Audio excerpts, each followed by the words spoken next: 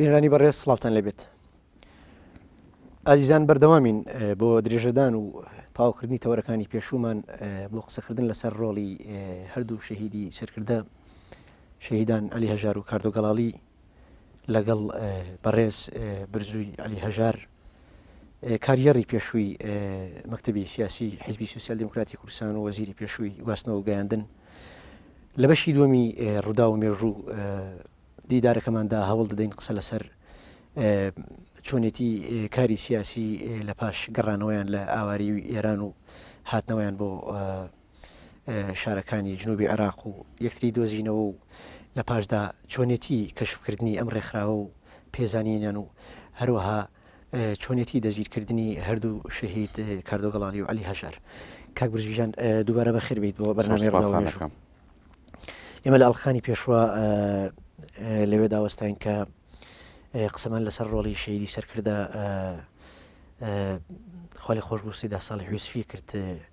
هەر لە ساتە وەختی ئەو نامەی کە ئەینێرێ بۆ ورمێ بۆ ئێران بۆ برادرانی دامەزرێنەر دەستی دامەزرێنەر تا ساتە وەختی گەڕانەوەی ئەم کارکتەرە سیاسیان و گفتوگۆ و جەدەل و مخۆ قسەکردن لەسەر هەڵاسیانەوەی شۆڕش ئەگەر بکرێت شتێکت مابێ لەسەر ڕۆڵی سەیدا باسی بکەیت. لە ڕاستیدا شەی سەیدا ساڵح یوسفی کە بە حکمی واقع و شوێنەکەی کە لە بەغدا دەژیا ئەڵبەتە لە ژێر چاودێری دەستگا ئەمنیەکانەوە بوو بۆیە هاتو چۆکردن بۆ ماڵەکەی ئاسان نەبوو. هەر لەبەر ئەوەش بوو لە ڕێخستنی بزوتنەوەی سۆسیالیست چەند کەسێک هاتو چۆیان دەکرد بۆی نەکەونە ژێرباری سەرنج و گومانەوە لەوانە شەهید عەلی هەژار و چەند جارێک شەهید کاردۆ گەڵاڵی و مامۆستا شێخ محەممەد شاکەری و ئەوانە هاموشۆی زیاتریان هەبوو کە لە ڕێنماییەکانیان لێ وەردەگرت ئیتر دواتر کۆبنەوەکان لە شوێنی تر ئەنجام دەدرا. وەکو باسمان کرد سەیدا کەسێکی خاوەن فکرێکی زۆر فراوان بوو ڕۆشنبیریەکی لە ڕادە بەدەری هەبوو لە بەتایبەت لە مەسائیلی فکری و بیرروڕایەکی تایبەتی هەبوو بۆ دەستپێکردنەوەی شۆڕش. شەی سەیدا تا هەوڵی لە هەوڵەکانی خۆیدا ئەوە بوو سەرەتا کە ئەگەر بێت و ڕژێم قەناعەت بەوە بکات کە مافی گەلی کورد بدا بەبێ ئەوەی کە شەڕ دەست پێ بکاتەوە بتوانن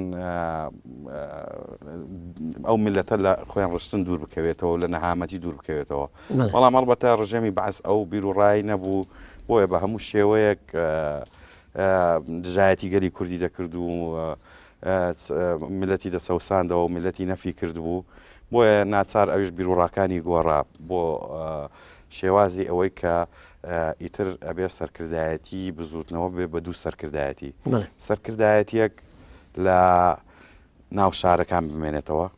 بە شێوەی ڕێخستنی نهێنی بە شێوەی ڕێخستنی نهێنی و بەشێک لە سەرکردایەتی بڕیار درا کە بڕۆن بۆ دەرەوە لە شاخ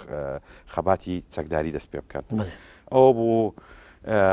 خوالێ خۆش بوو ڕەسوول مامەند لەگەڵ شەهیدان شەهید عەلی عەسکەری و شەهید دکتۆر خالید و شەهید سەعدی گچکە و خاڵە سەید کاکە و چەندین کادیری تر بەرەو شاخ ڕۆیشتن جاری شۆڕشیاندا و ئیتر دواتر لە سەرکردایەتی ناوشار ئەو ئەرکەی لەسەری بوو کە زۆر سەخت بوو ئەوەی کە ئێستا ئێمە لە گفتوگۆیەکی تەلەڤیزیۆنی باسی دەکەین مەگەر ئەو کەسانە بزانن ئەو کاتەی لەو ساتانە ژیاون کە چەند سەخت بووە کاری نهێنی کاری ڕێخستن بۆ شۆڕش دەستپێکردنەوەی شۆڕشێک دەست پێ دەکەیتەوە بەبێ هیچ پشتێک بەبێ هیچ پاڵپشتێکرد نییە هیچ ئەدەواتی شۆڕشت نییە چەکت نییە بەو چەکە کۆنانەی کە لەو شاخە جێماوە هیچ ئیمکانیەتی مادید نییە هەموو ئاعتیمادکردن لەسەر چی بوو لەسەر بیر و باوەڕ و بڕیاردانە بۆ شۆڕش. بۆیە شەهیدان عەلی هەژار و شەهید کاردۆ گەڵاڵی و مامۆستا سەعد و مامۆستا شێخ محەممەد شاکەلی و سەیدا وەکو سەرکردایەتێک ئەوانە بە کاتی بڕیارەیاندا بمێنەوە لە شارەکان بۆ ڕێخستن و ڕێخستنی ئەو ئەندام و لایەنگر و پێشمەرگانە و بەڕێکردنیان بەرەو شاخ و هەروەها بۆ کۆمەکردنی شۆڕش لە شاخ، کۆمەکردنی مادی و معنەوی و لە ڕووی هەواڵ و زانیاری. باش ئەو کاتەی ببوورە ئەو کاتێک کە هێشتا هەندێک لە کادری سیاسیەکان و مؤسسین لەو ڕێخستنەکانی ناوشارە ئامێنەوە دەوترێت شەید عەلی هەژار چەند جارێک چاوی بە شاعری گەورە مامۆستا هێمن موکریانی و ڕەسوڵی بابە گەورە کەوتۆ لە بەخا. ئەگەر باس لەو چاوپێکەوتنانە بکەیت چۆن بوو لەسەر چه بنەمایەک؟ بەڵێ لە سەرەتا خۆی پەیوەندیەکی بەهێز لە ڕووی هاوفکری و هاو سۆزی کە بەتایبەت ئەو کاتە حیزبی دیموکراتی کوردستانی ئێران لەگەڵ حکوومەتی ئەو کاتی لەگەڵ حکوومەتی ئەو کاتی بەغا لە هاوپەیمانێتیەکدا بوون و شاعری گەورە بە حکمی عیلاقاتێکی تایبەت لەگەڵ باوکما زۆر پەیوەندیان بەهێز بوو. دواتر ئەو پەیوەندیە گواسترایەوە بۆ پەیوەندیکردن بە چەند کەسایەتیەکی تر کە لە ناو حیزبی دیموکراتی کوردستانی ئێران بوو، وەک ڕەسوڵی بابە گەورە و خوا لێ خۆش بوو کەریمی حسامی کە یەکەم بەیانی بزوتنەوەی سۆسیالیست برادرانی حیزبی دیموکرات پێی هەڵسان و خوا لێ خۆش بوو کەریمی حسامی لە بەرلین چاپی لەوێ بڵاوی کردەوە و بۆ زۆربەی سەفارەت و زۆر شوێنەکانی کە هێزە ئۆپۆزیسیۆنەکانی وڵاتان ناردی کە هێزێکی لەو شێوەیە لە کوردستانی عێراق دروست. کەواتە ئەتوانین بڵێن حیزبی دیموکراتی کوردستانی ئێرانی ئەو کات ئەو هاوپەیمانەتی لەگەڵ بەغا کرد بە ئالیەت و فاکتەرێک بۆ هاوکاریکردنی شۆڕشی نوێ و هەڵایسانەوەی شۆڕشی نوێ. هەڵبەتە حیزبی دیموکراتی کوردستانی ئێرانیش ئەو کاتە ئەو هاوپەیمانەیە پێویست بوو لەگەڵ حکوومەتی عێراق و بۆ ئەو پشتێک بوو وەکو تاکتیکێکی تاکتیک داینابوو جگە لەوەش هاوسۆز بوون لەگەڵ ئاوارەبوونی کوردەکانی عێراق و هەرسهێنانی شۆڕشێکی گەورەی کوردی لە بەشێکی کوردستان کە کوردستانی عێراق بوو. بۆیە کە ئەو کادیر و سەرکردانەی کە پەیوەندیان هەبوو لەگەڵ یەکتر هەوڵیاندا بە نهێنی و بە هەر شێوەیەک بێ هاوکاریەک پێشکەش بەو ڕێکخراوە سیاسیانەی کە دروست دەبێت هاوکاریان بکەن. بۆیە هاوکاری سەرەتا هاوکاریەکی تەواوی بزوتنەوەی سۆسیالیستیان کرد و هەر وەکو باسم کرد یەکەم بەیان کە ئامادەکرا خوا لێ خۆش بوو کەریمی حسامی بردی بۆ ئەڵمانیا لەوێ و هەروەها مۆری بزوتنەوە ئەو کاتە مۆرەکەی لە بەیروت دروست کرد و هەر لە ڕێگەی خۆشیانەوە ناردی بۆ شاخ بۆ برادرانی شاخ. باشە دەوتێت بەر لە کەشفبوونی ئەم ڕێکخراوە نهێنی نێوشار لەلایەن ڕژێمی ئەو کاتەوە برادرانی حیزبی دیموکراتی کوردستانی ئێران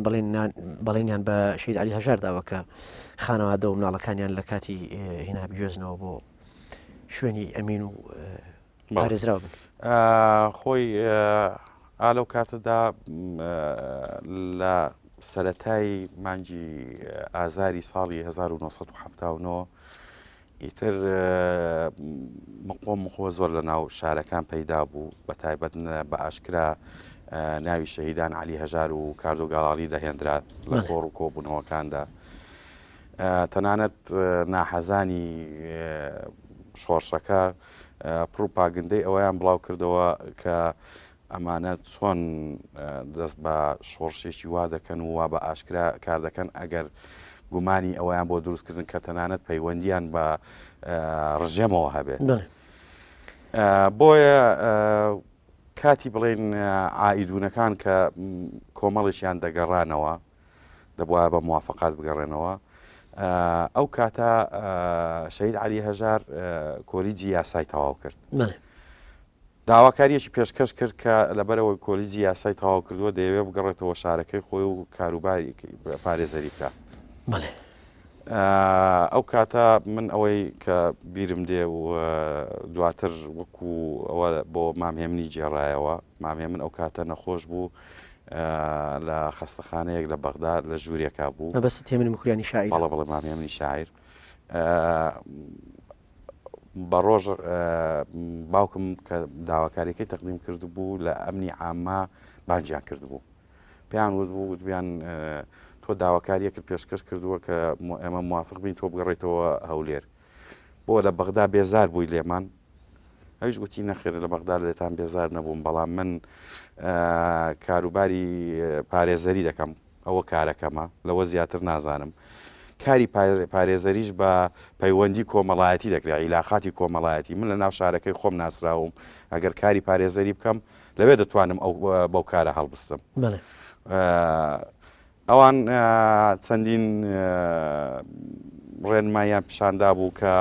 بۆ هەڵخەڵەتاندن و بۆ ئیغراکردنی کە چەندین پۆستی بەرزیان پێشنیار کردبوو بۆی پێمان باشە تەنانەت پێمان باشە بکەین بە پارێزگاردا دهۆک مەبەستیان و بەست لەو ناوچانە دوورکەوێتەوە ئەو لە وەڵامدا وتبووی من دوای هەرسی شۆڕش من تەواو وازم لە سیاست هێناوە بە پێکەنینەوە بۆی باس کرد بوو وتبووی کەسێک سیاست بکار ناتوانێت بە ئاسانی وازی لێبێنێ بڕوایان بە قسەکەی نەکرد بوو ئێوارەکەی کە خواردنمان برد من لەگەڵ باوکما بووین چوین بۆ خەستەخانەکە بۆ ئەو ژوورەی مامهێمنی تێدا بوو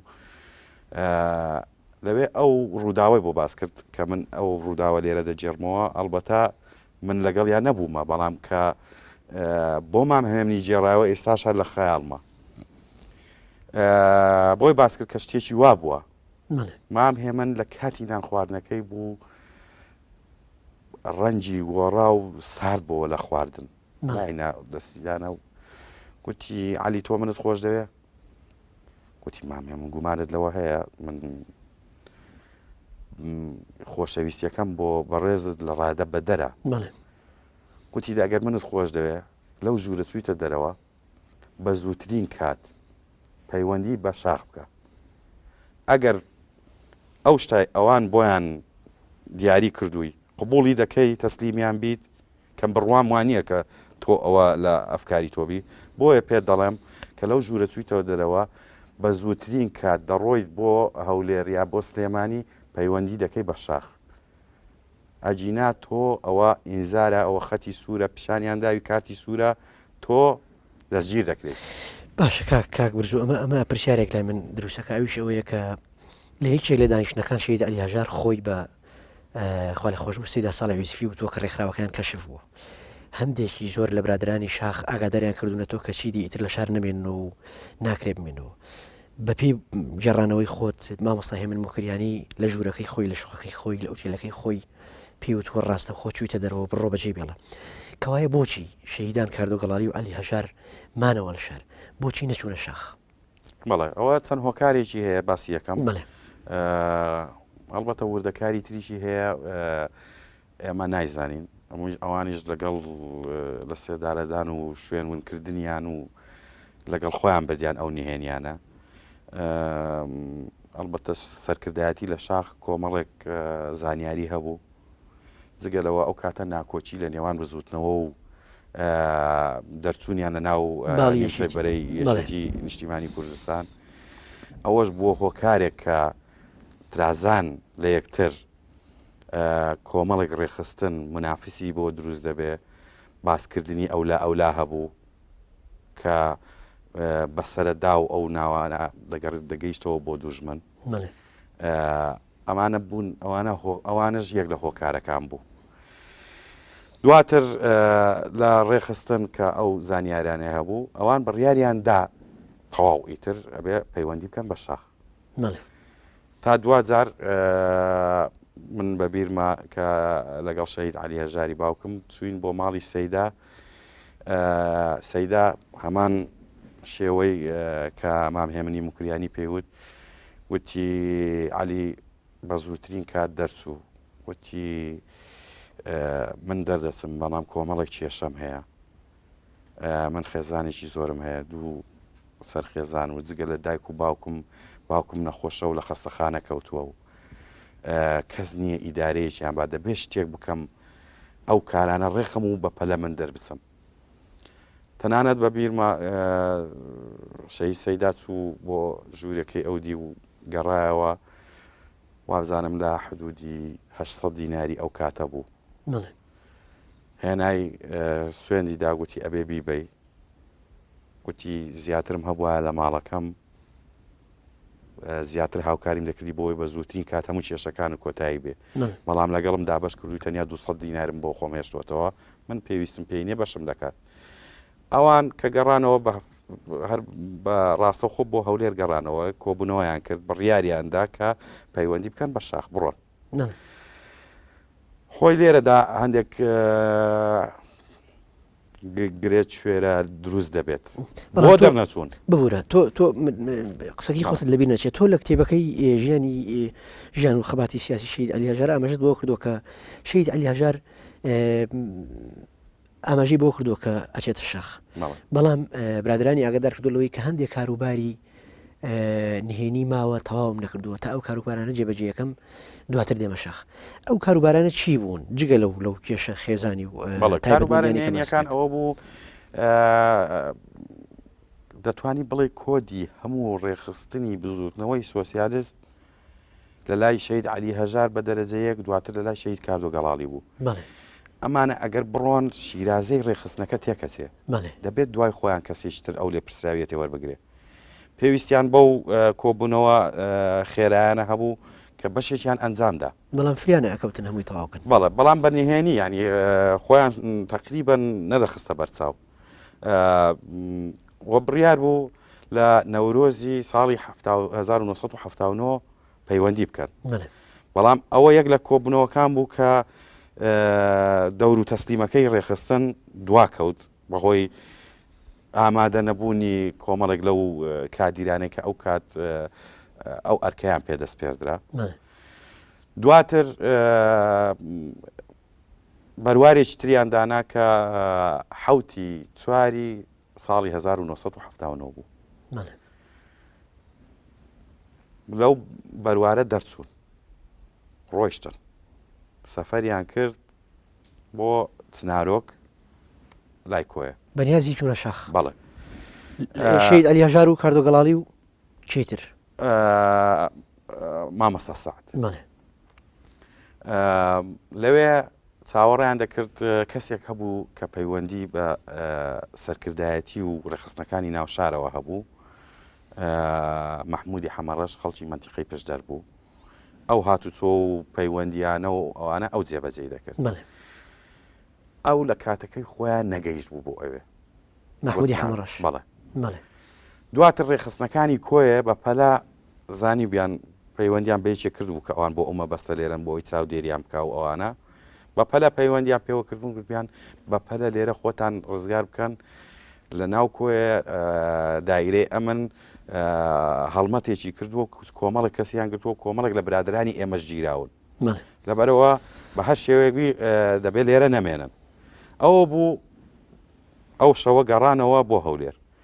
دواتر لە 9 چواری 1970 دوو ڕۆژ دواتر کە بڕیار بوو دووبارە بڕۆنەوە لە دادگای هەولێر لەگەڵ شەید کاردۆ گەڵاڵی و مامەستا سەعد مەوعیدەکەیان ڕێک دەخەن لە ژووری پارێزەران لەوێ یەکتر ببین و تر لەوێەوە بە سیارەیەکیان بۆ ئامادەکرا بوو کە بچنە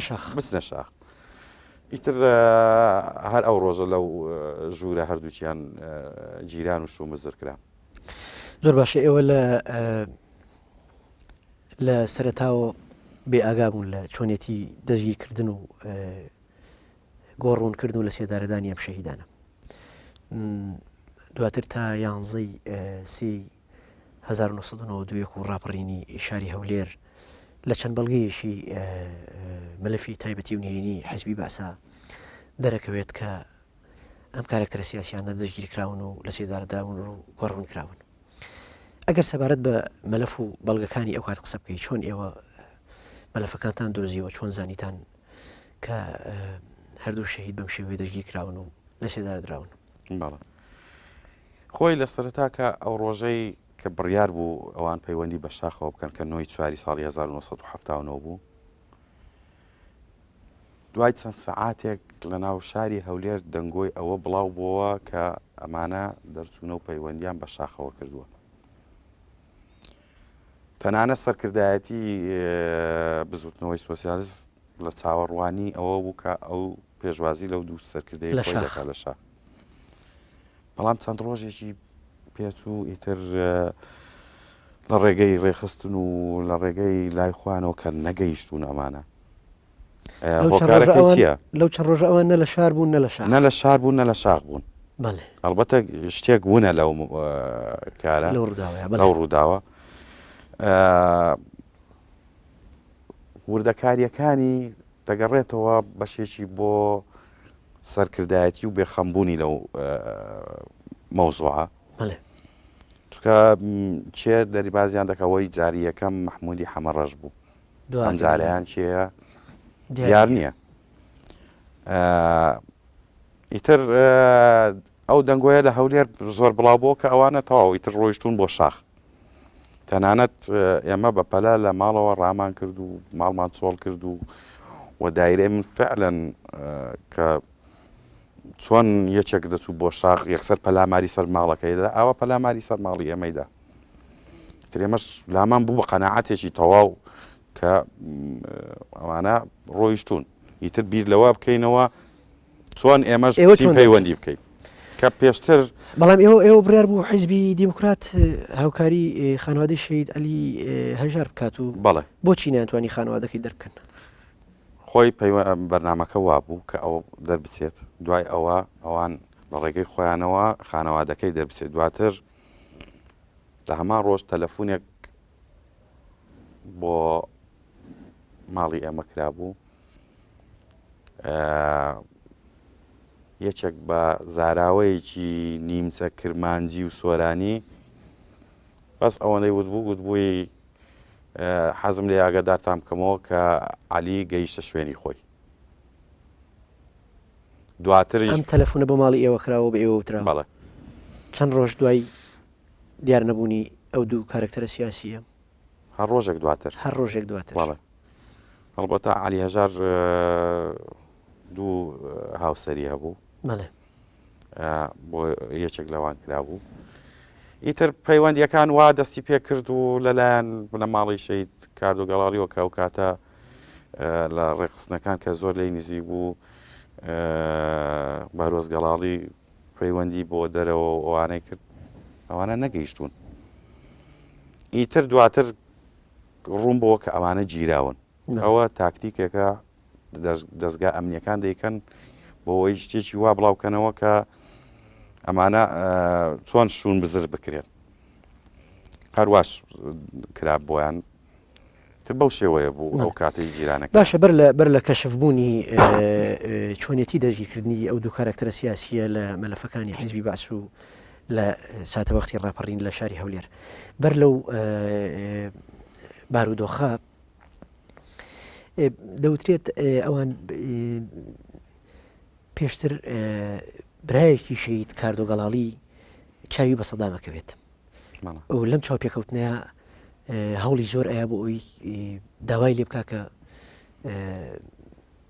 ئەم کەسایەتیانە ئەگەر گیراون ئەگەر کوژراون بە هەر شێوەیەک هەیە ئاماژیان پێ بکرێ بدۆزرێنەوە ئەگەر ئەو حکایەتە بژێنێتەوە دواتر ئێوە لە ڕێگەی ئەم کتابەوە ئەچنا مدیرێتی ئەمنی مووسڵ و لەوێ هەندێک شتان پێ ئەوترێت بەڵام بەر لەوەی وەڵام بیتەوە ناوبڕێک وەرەگرین و دواتر وەڵامی پرسیارەکەمەرەوە بەڕێزان پشوویەک و دواتر دێنەوە لاتان